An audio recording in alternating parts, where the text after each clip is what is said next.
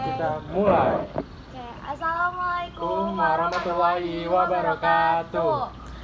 Kami dari kelompok 5 dan perkenalkan nama saya Hafan Hazil. Dan perkenalkan nama saya Novan Yakna Nur Budiawan. Dan di sini kita akan ngebahas dari komunikasi antar budaya. Oke, menurut Novan tuh pengertian komunikasi antar budaya itu apa sih?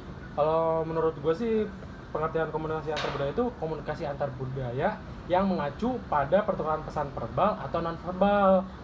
Kalau verbal tuh kan kayak secara lisan ya. Terus kalau non verbal itu secara kayak gestur atau perilaku mungkin ya. Iya betul. Oh ya, terus juga guys kayak penting nih kayak kita tuh nggak menilai budaya kita tuh lebih baik di antara dibanding budaya yang lain. Nah, contoh-contoh.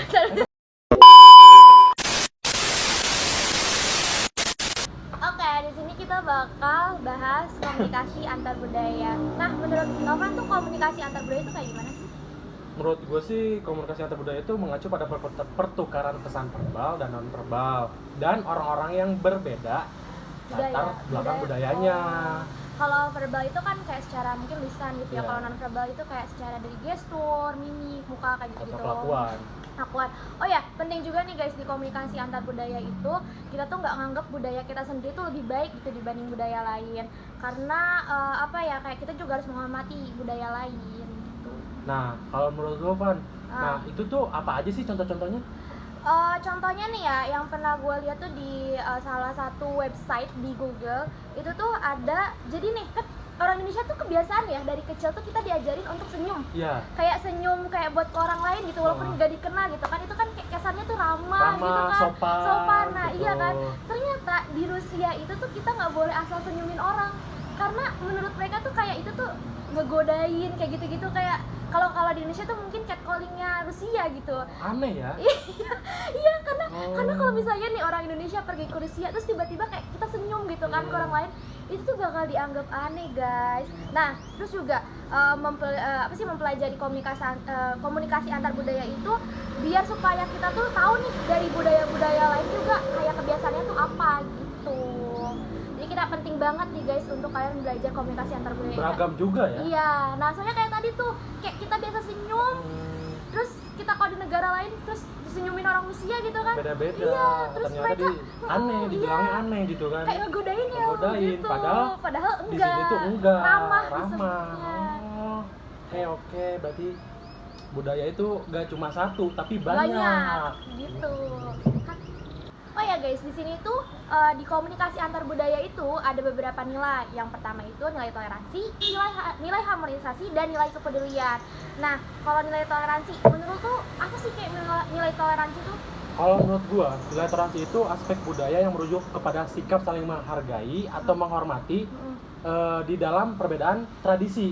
Oh iya, gue tahu nih contohnya. Kayak contohnya nih ya, kan di agama Islam itu kan ada syariat ya guys. Yeah. Biasanya itu wanita-wanita itu selain memakai kerudung, mereka juga memakai cadar, ya kan? Iya, Nah, iya. di situ kita sebagai orang yang mungkin tidak bercadar gitu, kita tuh harus saling menghargai. Dan biasanya tuh kan banyak ya kadang yang gue lihat tuh kayak di Indonesia tuh kayak melihat orang bercadar tuh disebutnya teroris. Aneh. Iya, teroris juga pernah tuh. Dan Gua banyak pernah yang lihat. orang-orang yang mencemooh kan biasanya. Nah, iya. Nah, itu tuh kayak nilai toleransi tuh jangan sampai ada kayak gitu, guys. Nilai toleransi tuh kita saling menghargai.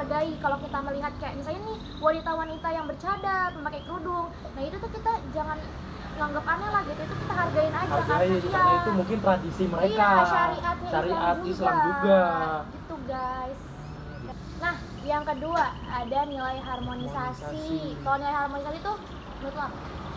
Ya, kalau menurut gua ya, nilai harmonisasi itu prinsip yang menekankan pentingnya menciptakan keselaraan dan saling pengertian antar berbagai budaya. Oh iya, nilai harmonisasi ini tuh gini loh guys. Jadi wujud dari implementasinya nilai toleransi yang tadi. Jadi kalau misalnya kalian mau menumbuhkan nilai harmonisasi nih ya, nah itu tuh kita tuh harus toleransi dulu nih sama orang. Kalau misalnya toleransinya itu tidak terjadi, itu tuh nilai harmonisasi itu gak bakal terjadi. Karena kita harus bertoleransi dulu, baru si nilai harmonisasi itu bakal terjadi guys. Jadi kalau kalian pengen menumbuhkan nih nilai harmonisasi, gak bisa kayak tiba-tiba harmonisasi enggak. Jadi harus ada toleransinya dulu, toleransi. karena itu termasuk juga nilai harmonisasi. Sesama Gitu. agama juga bisa ya. Nah, bisa Kayak agama Islam dan agama Kristen. Nah, gitu. Sama saling toleransi. Nah, itu tuh menghargai. nah itu tuh bakal terciptanya nilai harmonisasi kebersamaan. Tuh. Nah, yang ketiga tuh ada nilai kepedulian. Nah, nilai kepedulian tuh apa sih? Nah, balik lagi kepedulian yang menurut gua tahu itu adalah prinsip yang menekankan kepada perhatian, empati, tanggung jawab, dan cara pandang orang dari budaya lain. Oh iya, contohnya tuh ada, gue tuh pernah lihat di mana ya, reels di Instagram tuh ya. Jadi ada salah satu siswa Indonesia, dia tuh kayak pertukaran pelajar gitu loh. Nah dia tuh agamanya agama Islam. Nah sedangkan kalau pertukaran pelajaran itu kan dia ke Thailand kan. Iya, ke Thailand. Nah sedangkan kalau di Thailand itu kan mayoritasnya tuh Mayoritas Buddha. Nah dia tuh jadi mau sholat gitu loh guys. Itu tuh udah masuk waktu apa ya, asyar itu kan. Nah jadi tuh kalau di Thailand kan dia di sekolahnya tuh, kalau di Indonesia tuh kan ada masjid, ada musola kan, biasa disediain. Nah sedangkan kebetulan di Thailand ini tuh belum ada gitu kan, Minim buat ya? minim gitu kan, gak ada masjid atau musola. Akhirnya jadi teman-temannya siapa sih si orang ini yang dari Indonesia ini, teman-temannya itu kan mayoritas Buddha kan, tapi karena mereka itu saling toleransi, saling menghargai, jadi mereka tuh kayak nyariin kelas yang kosong buat orang Indonesia ini tuh sholat. Itu kan salah satu sikap kepedulian gak sih? Kepedulian, betul, Iya, betul jadi banget. itu bisa dicontoh guys buat kalian semua yang kayak kalian punya temen gitu kan, kalau misalnya ada butuh bantuan yang dari budaya lain atau maupun budaya sendiri gitu ya, itu harus saling bantu.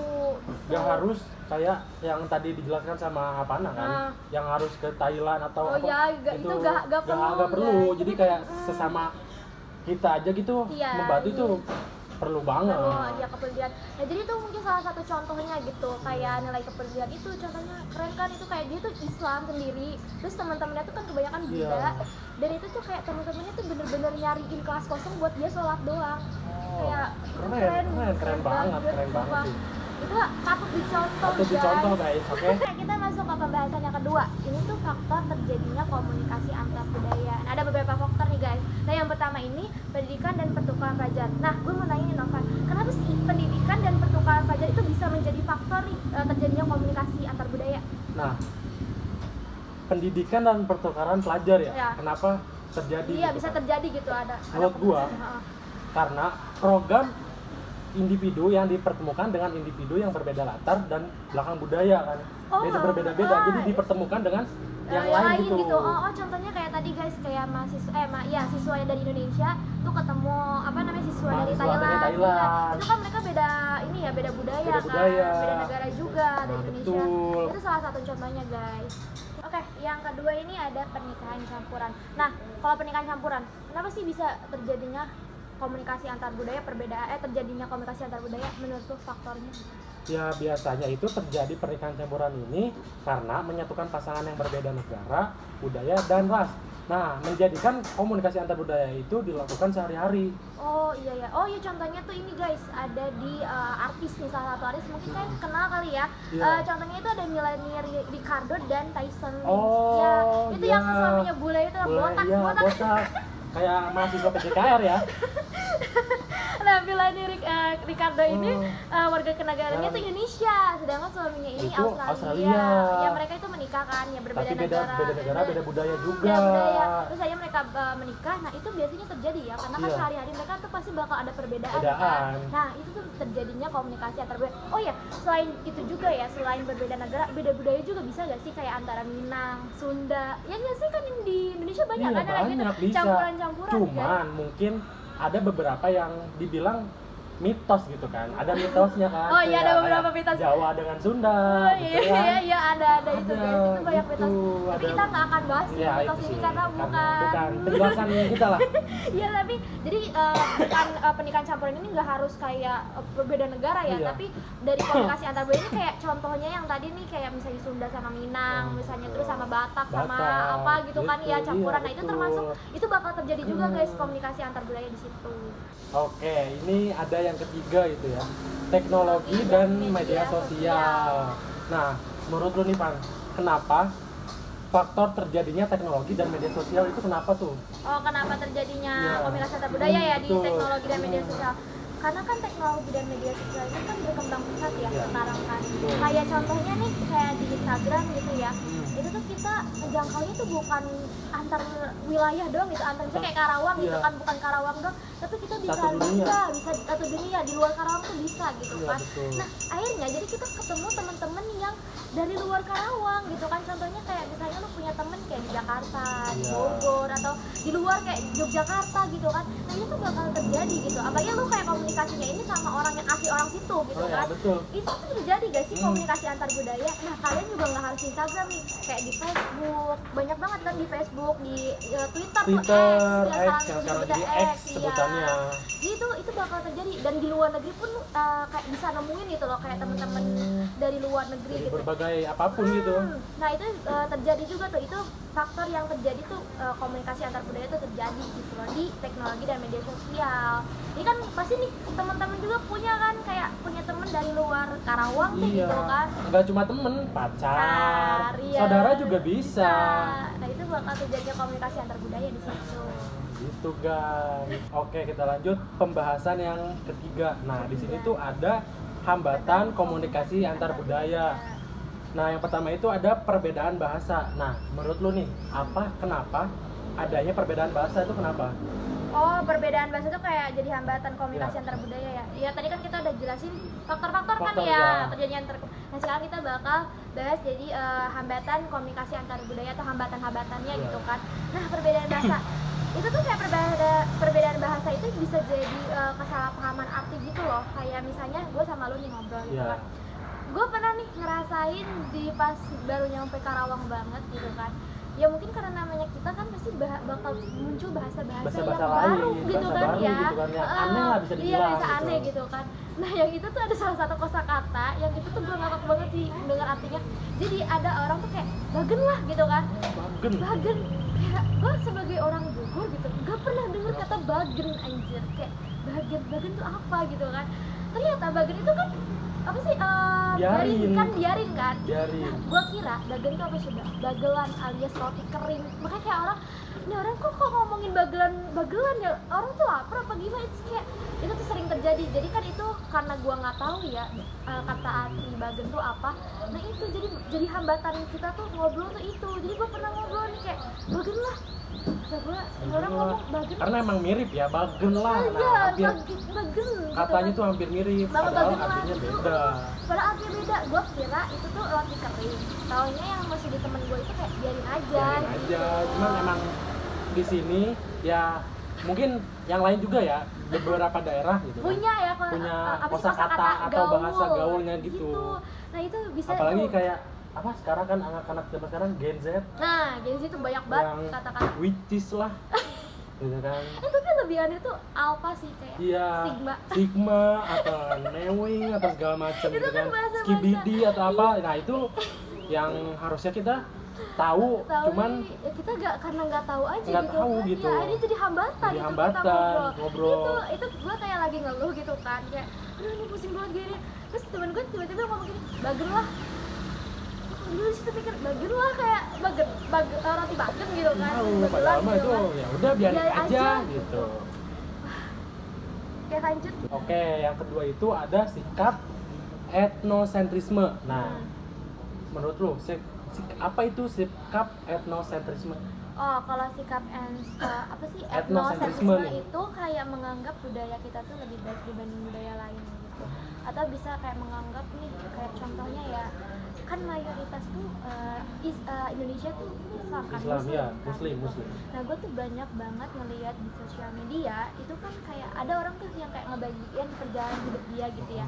Dari misalnya nih contohnya kayak orang dari agama Islam pindah ke agama misalnya lain kayak Kristen, Buddha, yang Hindu disebut gitu, dengan murtad gitu murtad kan. gitu. Nah, gue tuh kayak lihat nih di komen-komennya kayak sangat amat kayak berdosa banget lah gitu intinya gitu. Itu kan padahal kalau misalnya pindah agama itu kan istilahnya udah apa ya namanya, udah kepercayaan masing-masing gitu masing-masing. kan, udah kayak itu mah hidup jalannya dia Iya, gitu kan. pengennya apa itu terserah Iya, mereka gitu. iya. kan. Nah, itu tuh orang tuh kayak menjudge banget kayak ini orang kurang imannya nih, Nggak orang baik iya nih, gak gitu baik kan, gitu kan, jelek. lo jelek parah banget lah gitu kayak gitu kan.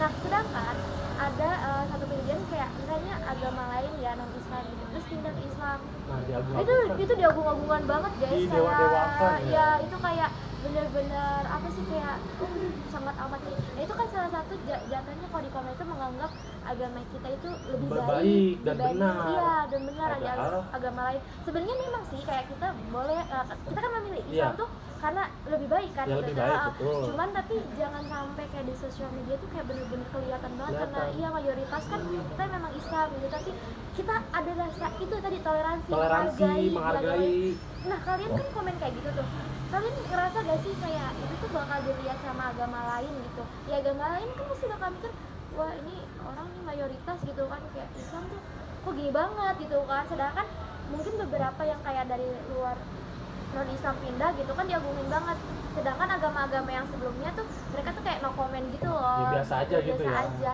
Itu terjadi di fenomena sekarang gitu. Biasanya kayak ada yang ngebagiin nih cerita hidup dia kan dari misalnya agama ini asal mulanya terus pindah gitu, langsung suka dicaci maki, oh salah gitu. Itu kayak boleh kita menganggap agama kita itu lebih baik, tapi Baik, setidaknya tuh ada toleransi gitu, guys. Dan jangan terlalu berlebihan lah. Ya jangan terlalu Jangan terlalu berlebihan intinya. gitu. Itu aja guys. Oke nih guys, yang ketiga faktor hambatan komunikasi antar budaya yaitu kegagalan dalam beradaptasi. Nah, menurut lu kegagalan dalam beradaptasi itu apa sih? Nah, kegagalan dalam beradaptasi kan bakal jadi hambatan juga ya komunikasi antar budaya.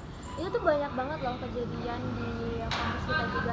Biasanya nih orang-orang yang nggak mau keluar dari zona nyamannya mereka, kayak mereka tuh pengen tuh kayak komunikasi tuh kayak yang udah kenal-kenal aja gitu gitu ya. kan. Nah contohnya nih kayak orang-orang yang luar dari Karawang ataupun dari Karawang sendiri itu pun banyak ya Banyak gitu kan, ya. karena dia ketemu lingkup baru, teman baru dan gitu kan. kadang orang males gitu kan ya. Iya. Buat ngobrol sama orang-orang baru. Nah itu biasanya terjadi tuh gara-gara kayak kesiapan diri mereka tuh kayak kurang gitu loh buat lingkungan ke lingkungan baru, kehidupan yang baru lah istilahnya gitu kan. Mereka tuh kayak aduh kayak malu nih atau takut dijudge nih kayak sama orang-orang baru ini, kayak ih gua kalau kayak gini nanti takut salah nih. Nah itu tuh bakal menghambat komunikasi antar budaya gitu loh. Jadi kayak kalian tuh biasanya kan orang-orang kayak gini tuh cenderung diem kan, Iya. kayak udahlah gak mau ngobrol gitu kan. Nah itu jadi salah satu hambatan biasanya tuh. Ya. Kayak yang apa sih maksudnya tuh, kayak mereka dia tuh gak mau ngobrol gitu, gak mau misalnya gak mau nanya gitu ke temennya kayak sapa lah gitu kan, saling sapa gitu. Atau Itu tuh- nanya-nanya biasa gitu. Nanya-nanya biasa gitu. Nanya tugas atau segala Nah macem. iya itu bakal jadi hambatan banget sih buat kalian tuh kayak selain komunikasi ya, itu bakal jadi kalian nanti jadi susah punya teman atau apa. Nah ini kalian perlu banget lebih apa sih kayak terbuka lah gitu, lebih percaya diri Ya, lagi gitu. istilah anak zaman sekarang tuh introvert. Ya itu kayak gitu tuh introvert. Nah itu tuh bakal jadi hambatan. Oke, Ya. ini yang terakhir nih, yaitu cara berkomunikasi antar budaya dengan baik. Nah, yang pertama itu menggunakan bahasa yang digunakan pada daerah tersebut ataupun negara setempat. Nah, itu contohnya tuh kayak tadi nih yang yang gue rasain di sini ya, kayak bahasa-bahasa gaulnya itu belajar kayak gitu-gitu. Bahasa-bahasa baru lah gitu Nah, kan. itu cara berkomunikasi yang baik tuh kayak kita mengerti lah ya arti-artinya itu. Terus juga kayak misalnya kita mengunjungi di negara lain, contohnya kayak tadi Thailand gitu kan. Kan biasanya suka ada yang belanja atau apa. Nah, itu tuh biar harga menawarnya tuh Lebih gampang, lebih enak gitu kan. Nah, itu kalian harus banget wajib mempelajari bahasa atau budaya dari negara lain atau budaya yang lain lah. Dan yang kedua ada memahami dan mempelajari budaya lain. Nah, ya ini ya nggak jauh beda sama yang tadi, sama dengan nilai harmonisasi dan nilai toleransi. Nah itu tuh kayak biar jangan apa sih, ngerasa kayak budaya kita sendiri itu tuh lebih baik dibanding budaya yang kita lain. juga harus sesama manusia, sama umat kita harus saling menghargai, gitu, toleransi. Jadi biar supaya kita tuh komunikasinya tuh lancar. Gitu, nggak ada kayak apa sih perdebatan atau apa gitu, merasa ini nih budaya kita tuh lebih bagus nih, lebih baik gitu itu kan gitu. apalagi kan menuju Indonesia Emas 2045. Nah itu masa kayak kita masih gitu masih aja. iya, masih mikirin kayak budaya lain gini. Kayak contohnya nih kreatif dari suku kita nih ya, Sunda. Biasanya kan disangkanya kayak orang-orangnya males kayak gitu-gitu. Dari orang-orang dari suku-suku lain kayak ngomong, Sunda tuh males gitu. Nah, padahal mah enggak. Itu tergantung dari masing-masing. Males itu rasa sendiri. Itu jangan sampai ya kayak kalian menganggap budaya kalian sendiri itu lebih baik gitu. Kayak suku gue tuh gini-gini, jangan ya. Oke. Dan yang ketiga yaitu meningkatkan kepercayaan diri. Nah, cara ini tuh untuk menghadapi lingkungan baru dan berkomunikasi dengan teman baru. Nah, itu yang tadi tuh yang kegagalan dalam beradaptasi. Adaptasi. Nah, ini tuh meningkatkan kepercayaan diri. Nah, kalian ya kalau di lingkungan baru nih, kalau kalian diem terus, kalian gak mau Nah, berkenalan, itu nggak akan maju-maju. nggak akan Di maju. situ terus. Nah, di situ stuck. terus ya, dan itu tuh gak ada komunikasi yang baik di antara kayak teman-teman kalian gitu Iya. kan. Itu tuh bakal apa ya, kata kita tuh kayak nggak bakal ada kehidupan, kayak udah gitu aja mulu gitu kan. Ya alurnya gitu aja, lurus, lurus. Nah, biasanya nih ya kalau meningkatkan kepercayaan diri itu yang gua rasa ya, gua kan emang dari awal udah apa sih sebetulnya, jangan ngerasa gak pede deh gitu kan, kayak enjoy aja gitu kan ke ya. komunikasi. Nah, kalian tuh kayak harus rasa percaya diri kalian tuh harus ditingkatin pertama. Terus rasa apa ya, kepercayaan kalian ke temen-temen tuh ya, kayak misalnya gue percaya sama lu nih ya, jangan mikir dulu yang kayak kata kita tuh overthinking dulu, nih orang tuh bakal nganggap gue kayak gini, itu tuh bakal menghambat banget. Nah, itu tuh orang tuh jadi nggak pede tuh gara-gara apa sih namanya, gara-gara overthinkingnya sendiri gitu. Nah, Gue takut nih kalau gue ngomong disangkanya SKSD banget gitu, aneh atau segala ya. macem. Nah, itu Padahal mah jangan. enggak, Padahal mah jangan. enggak, jangan. Kalau kalian mikir kayak gitu tuh kalian nggak bakal ada komunikasi yang terjadi ya. Tuh. Nah, jadi kayak santai aja, Santai, kalem. dibawa relax, enjoy. Nah, iya, jadi itu bakal komunikasi kalian tuh bakal lancar. Sekian segini aja ya guys. Podcast dari kita lah. Kita berdua. Oke, kalau misalnya ada kata-kata yang kurang mengenakan, Enakan kurang atau- didengarnya nggak enak gitu ya, maafin banget. Oke. Sekian dan dari terima kasih. Assalamualaikum warahmatullahi wabarakatuh.